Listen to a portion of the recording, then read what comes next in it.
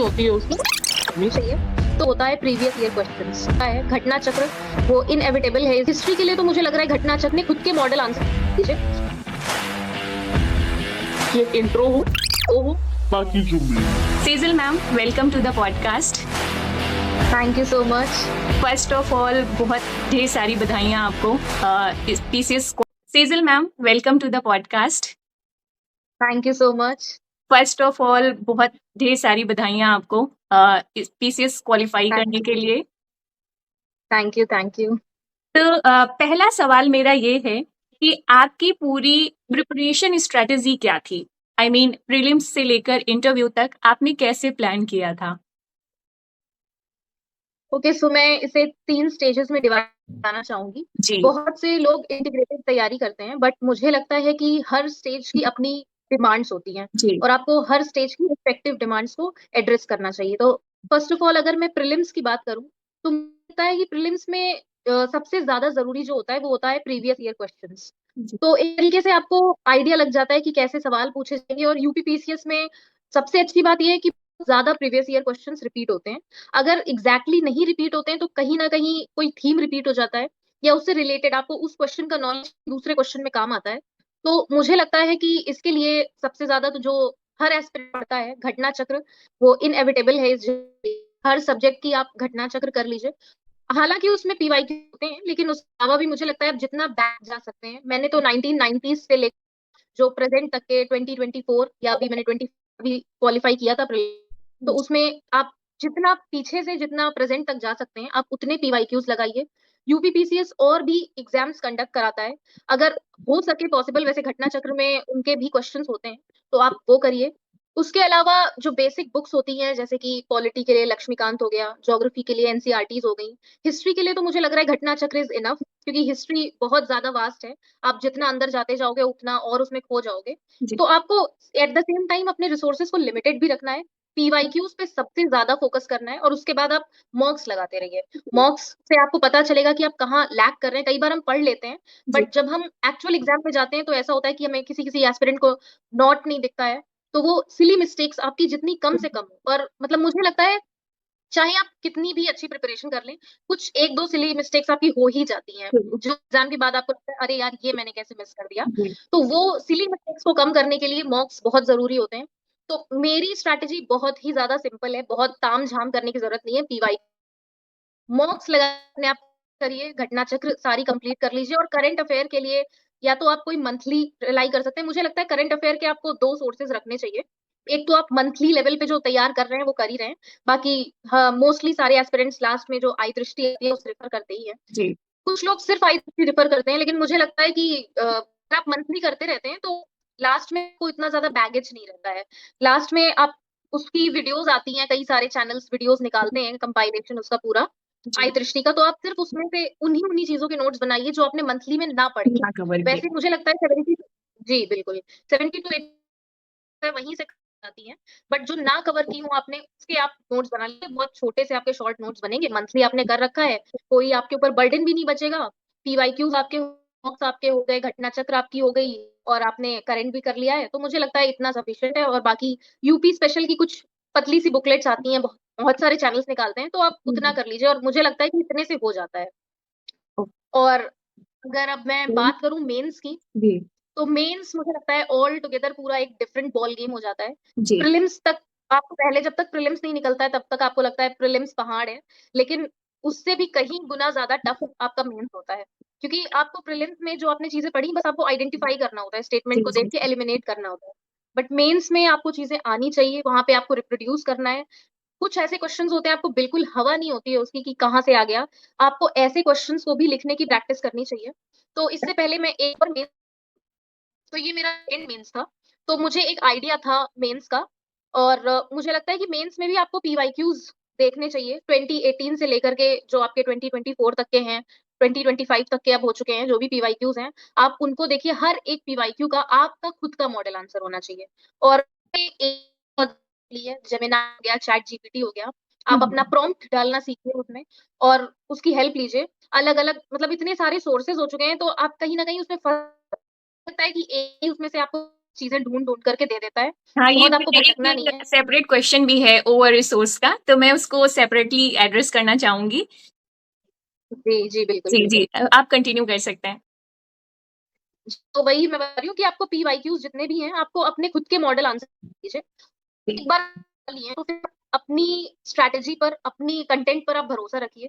कई बार होता है आपके किसी दोस्त ने कोई नया पीडीएफ भेज दिया, आपको लगता है कि अरे इसमें तो ये वाला पॉइंट अच्छा है, उसमें तो वो वाला पॉइंट अच्छा है, तो जी। आप बस उसमें स्टिक रहिए कि जो मैंने लिखा है बस इतना ही करना है, क्योंकि अंततः आपको वो 2 पन्ने या वो 3 पन्ने ही भरने हैं, आपको बहुत ज्यादा उसमें मास्टरी नहीं करनी है।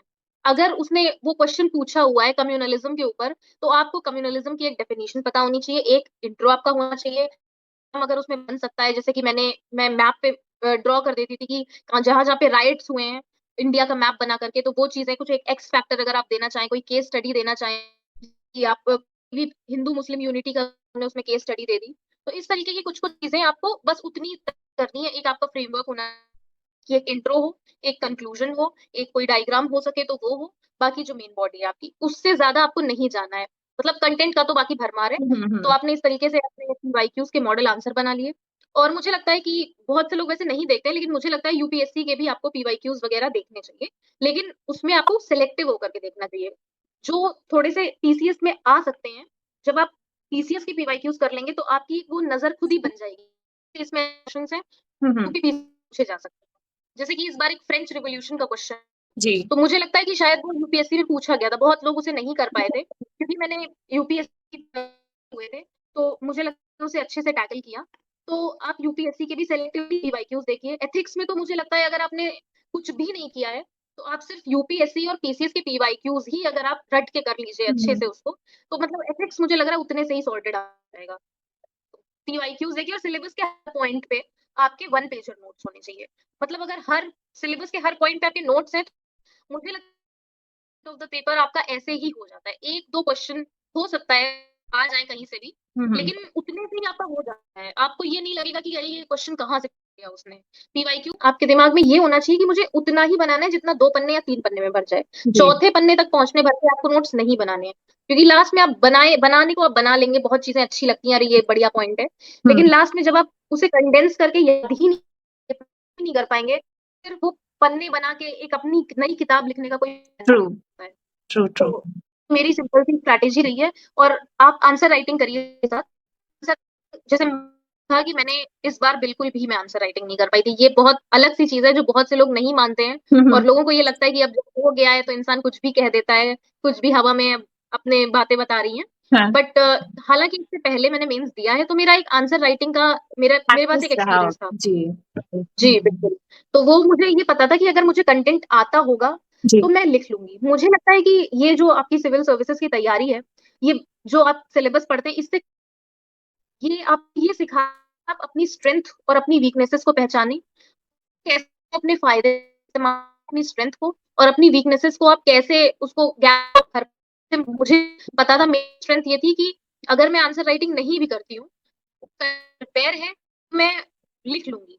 तो आंसर राइटिंग में मैंने डेली के या फिर हफ्ते के दो दो तीन बर्बाद नहीं, मतलब बर्बाद तो मैं की, बट मुझे पता था, तो मुझे अपने हिसाब से मैं कर रही थी कि 3 घंटा अगर उस पेपर को अटेम्प्ट करूंगी, इससे अच्छा उस 3 घंटे में मैं कोई टॉपिक रिवाइज कर लूं, कुछ नया कर लूं।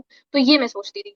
तो वो कंटेंट रिविजन पे मैंने ज्यादा फोकस किया कि मतलब अगर मैं लिख चुकी हूँ, रिविजन पे पहले लिख चुकी हूँ 2-3 बार, वही एक पेज है, वही एक इंट्रो मैंने रटा हुआ है, वही एक कंक्लूजन है, वही एक डायग्राम या कोई जजमेंट मैंने डाला हुआ है, उसी के वही पॉजिटिव नेगेटिव्स डाले हुए हैं। तो बार बार मैं 4 बार 4 टेस्ट में सेम जुडिशियल एक्टिविज्म लिखकर मैं क्या करूंगी। ट्रू। अगर मैंने उसी को ही अच्छे से तैयार किया कि बस ही मुझे याद आ गया, अरे तो मेरा पेन चलता रहा, तो वो मैं सोचती थी कि उस तरीके से मैं करूं। लेकिन हाँ, अगर आपकी आंसर राइटिंग की स्किल उतनी अच्छी नहीं है, तो मैं ये भी सजेस्ट नहीं करूंगी कि आप इसे एज इट इज फॉलो करें। अगर आपको लगता है कि आपको आंसर लिखने में कोई परेशानी होती है, तो आप आंसर लिखिए, क्योंकि ये एक ऐसी स्किल है। जब मैंने भी इनिशियली लिखना शुरू किया था, तो मुझे भी बहुत ज्यादा टाइम लगता था। और मेरे साथ ये भी है, अच्छा कुछ शायद ये कुछ लोगों की प्रॉब्लम हो मेरी तरह, जी। जैसे लोग कहते हैं कि आप एक बार पेन आपने रख दिया लिखते वक्त, तो फिर वो सीधे लास्ट में उठना चाहिए, बीच ओके। में रुकना नहीं चाहिए आपका पेन, ऐसा लोग कहते हैं। बट मेरे साथ ऐसा नहीं था। मैं क्या करती थी, मुझे ये था कि मैं सोचती हूँ बीच में, मुझे ओके। वो वाला कौन सा पॉइंट था। तो जैसे अगर कोई इंसान 7 मिनट या 8 मिनट में क्वेश्चन अटेम्प्ट करने की कोशिश करता था, तो मैं कोशिश करती थी कि मैं उसे 6 मिनट में अटेम्प्ट करूं जब मैं प्रैक्टिस करती थी, ट्रू। क्योंकि मुझे पता मैं लगाऊंगी अपनी चीजों को सोचने। इवन मुझे याद है जब मैं भी रही थी, तो अब एक बगल में बैठ, तो वो होते थे, वो थोड़ा हो जाते थे कि आप बार बार हर सवाल में आप रुक भी जाती हैं, फिर भी आप पेपर कैसे कंप्लीट कर लेती हैं। तो हाँ, मतलब ये मुझे अपने काफी आप में प्रैक्टिस बड़ा, चाहिए थी। हाँ बिल्कुल, टाइम मैनेजमेंट कर पाना और उसमें सोच पाना, ये अपने आप में तो वही वही मैंने कहा कि आप अपनी स्ट्रेंथ वीकनेस के हिसाब से काम करिए। अब मुझे पता है कि वो मेरी वीकनेस है कि मेरी कलम रुकेगी ही रुकेगी, और आपको ये तो भी मैंने पता है कि मैं उस चीज रुकने पर के बावजूद भी उसको फिनिश कर लूंगी इस टाइम पे।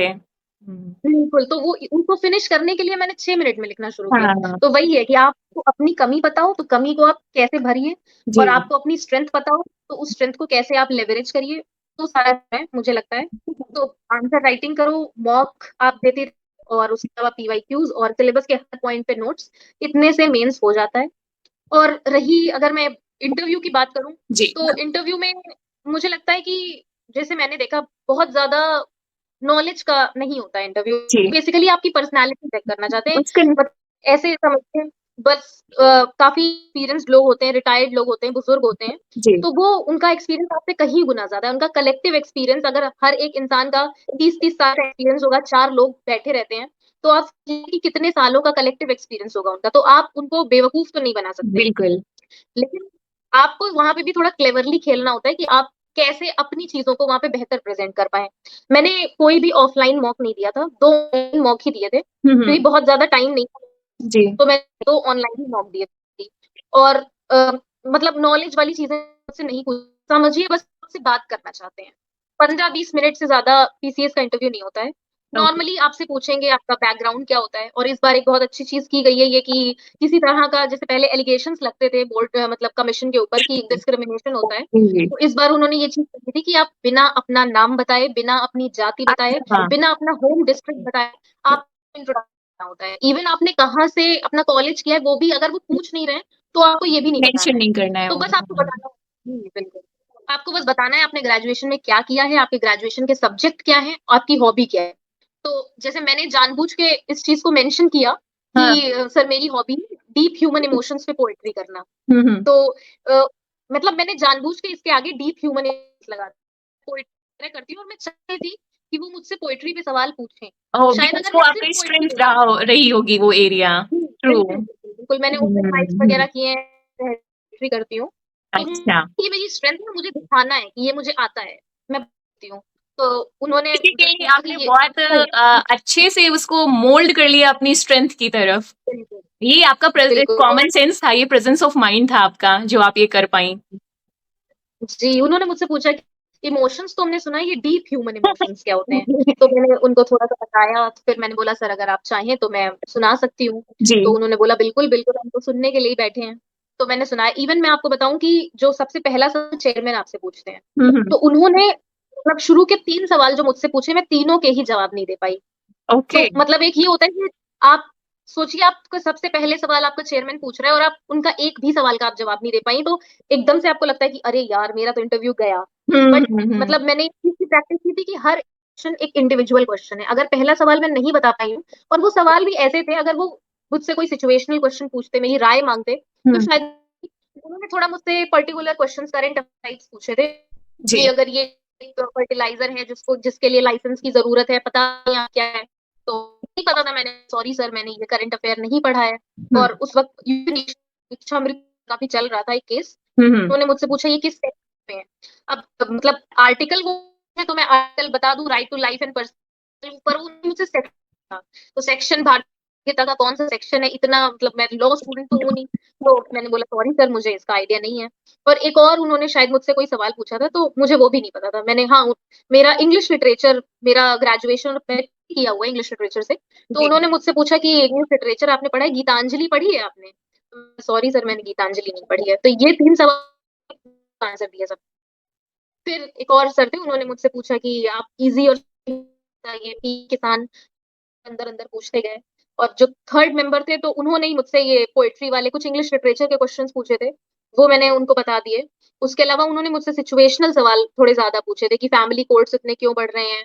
उन्होंने मुझसे पूछा कि अच्छा इतने फैमिली कोर्ट बढ़ रहे हैं तो आप ये बताइए कि क्या ऐसा क्यों हो रहा है, जबकि महिलाएं तो इतनी सशक्त हो रही हैं। तो मतलब मैंने उसपे यही बोला था कि सर हम हमने महिलाओं को सशक्त होना तो सिखा दिया है, लेकिन शायद हम समाज को सशक्त महिलाओं के साथ रहना नहीं सिखा पाए हैं। ओके। तो इस पर मतलब ये भी था, मुझे ऐसा लगा था कि मैंने एक अच्छा पॉइंट बोला है। बिल्कुल, वो ये सब अच्छा इतना है, इम्प्रेसिव पॉइंट है, आई मस्ट से दिस। हाँ, बिल्कुल, बिल्कुल। हाँ। लेकिन वो सब इतना सीरियस फेस बना करके रख, आपको बिल्कुल पता नहीं चलेगा कि वो आपके जवाब से सैटिस्फाई हुए हैं, पसंद आया या नहीं आया। मतलब आप सोचिए ये 2 उनकी लोग एकदम स्ट्रेटेजी बड़े-बड़े रहती होगी। एकदम एकदम सीरियस फेस बनाया है हुँ, उन्होंने। हुँ, कुछ एक्सप्रेशन नहीं रहता है उनके फेस पे कि कुछ स्माइल करें या कुछ वैसे बोलें, तो हुँ, आपको कुछ समझ नहीं आता है। और हाँ, मैंने जब पोएट्री वगैरह सुनाई तो मैंने एक रेप पीड़िता के ऊपर पोएट्री सुनाई थी। हुँ, तो हुँ, उन्होंने मुझ पे मतलब की उन्होंने कोशिश की कि अगर आप इतनी हैं तो फिर आप कैसे प्रशासन सँभालेंगी?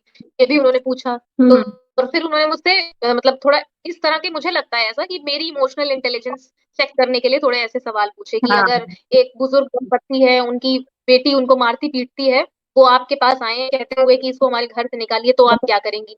और एक अगर पति-पत्नी हैं, उनकी बहुत अच्छी बनती है आपस में, लेकिन पत्नी कह रही है कि मुझे लेके इसी में रहो, लेकिन पति नहीं रह सकता है, वो कह रही तो फिर मैं डिवोर्स दे दूँगी, तब यहाँ पे क्या करना चाहिए? ऐसे थोड़े उन्होंने मुझसे सवाल पूछे। और फिर मैम थी एक, मतलब फीमेल मेंबर हुँ, भी हुँ, थी, हुँ, तो उन्होंने थोड़ा फीमेल सेंट्रिक क्वेश्चन पूछे कि यूपी में कौन-सी ऐसी योजनाएँ चल रही हैं जो महिलाओं के लिए हैं, ऐसी 6 योजनाएँ बताइए। तो वो योजनाएँ उन्होंने मुझसे पूछी। और एक महिला की तरह आपको क्या लगता है कि महिलाएँ भी महिलाओं को नीचे गिराती हैं? हुँ, तो हुँ, उसपे भी मैंने ये बताया उनको। और मतलब थोड़ा-सा फीमेल सेंट्रिक सवाल पूछे। फिर उन्होंने मुझसे कहा कि अच्छा, एक लास्ट सवाल बताइए, इस टेबल पे क्या है जिसे आप बदलना चाहेंगी? हुँ, हुँ, तो मतलब एक बड़ी-सी टेबल होती है जी। ओवल की। उन्होंने मुझसे पूछा कि क्या है ऐसा जो आप इस टेबल पे बदलना चाहेंगी? तो मुझे ऐसे लगा यार मैं क्या बताऊँ? तो फिर मैंने ऐसे देखा इधर से उधर तक, मुझे कुछ समझ नहीं आया। मैंने बोला मैम ऐसा तो मुझे कुछ नहीं आ रहा है। फिर उन्होंने कहा मुझसे थोड़ा ध्यान से देखिए। हुँ, फिर मैंने देखा, मैंने कहा मे बी मैम चीज़ों को अरेंज किया जा सकता है। नॉर्मल ऐसे कॉपी, पेन, पेपर यही सारी चीज़ें रखी हुई थी। हाँ, तो फिर कहने लगी कि पर्यावरण की दृष्टि से देखिए एक बार आप, हाँ, हाँ। मतलब वो चाहते हैं कि आप सवाल दीजिए, थोड़े हिंट देते हैं आपको। जी, तो जी। उन्होंने कहा पर्यावरण की दृष्टि से देखिए। तो मैंने फिर से एक बार ऐसे देखा तो मुझे क्लिक हुआ। तो उन्होंने कहा मैम प्लास्टिक बॉटल्स। तो उन्होंने कहा हुँ, यस। तो बस ये हुआ था। और फिर लास्ट में फिर से चेयरमैन के पास आया था। तो जी। उन्होंने फिर मुझसे थोड़ा फ्लड प्रोन एरियाज़ में आप कैसे डील करेंगी, क्या करेंगी बाढ़ पीड़ितों के लिए? ऐसे सवाल पूछे थे। तो वो मैं बता ही रही थी, तभी उन्होंने एकदम से ऐसे, मतलब मुझे ऐसा लगता है वो और सवाल पूछना चाह रहे थे, बट